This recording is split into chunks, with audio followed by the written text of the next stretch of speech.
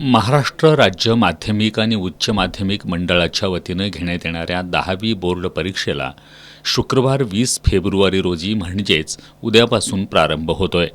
10वीची board परीक्षा 20 February ते 18 मार्च या कालावधीत होणार आहे। या परीक्षेसाठी राज्यभरातून एकूण 16,15,489 विद्यार्थी परीक्षा देणार आहेत।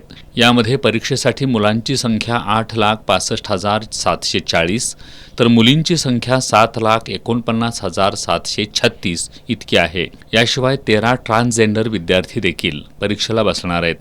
परीक्षेसाठी कोल्हापूर विभागीय मंडळांतर्गत 1,32,873 विद्यार्थ्यांनी नोंदणी केली आहे। 362 मुख्य केंद्रांवर परीक्षा होणार आहे। परीक्षेसाठी 14 केंद्र संचालकांसह कर्मचारी बदलण्यात आले आहेत। यामध्ये कोल्हापूर जिल्ह्यातून 55,105 विद्यार्थी परीक्षा देणार असून एकूण 141 केंद्रावर परीक्षा होणार आहे।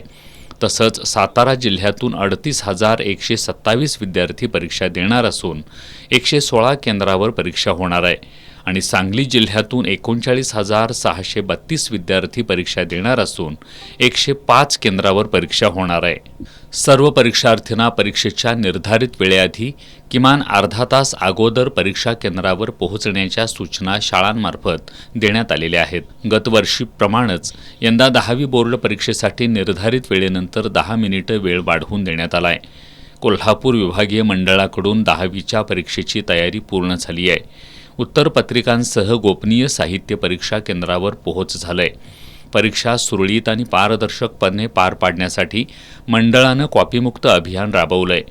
परीक्षेच्या कालावधीत कोणताही अनुचित प्रकार घडू नये यासाठी परीक्षा केंद्रांवर CCTV यंत्रणा कार्यरत असणार आहे। तसंच परीक्षा काळातील संभाव्य गैरप्रकारांना आळा बसावा या दृष्टीने विभागीय मंडळामार्फत भरारी पथकं नेमण्यात आली आहेत। परीक्षा केंद्रापासून 500 मीटर परिसरात झेरॉक्स सेंटर बंद ठेवण्याचे निर्देश देण्यात आलेत। संबंधित परीक्षा केंद्रांच्या परिसरात 144 कलम लागू करण्यात आले। 10वी बोर्ड परीक्षा देणाऱ्या सर्व विद्यार्थ्यांना S न्यूज परिवाराकडून शुभेच्छा।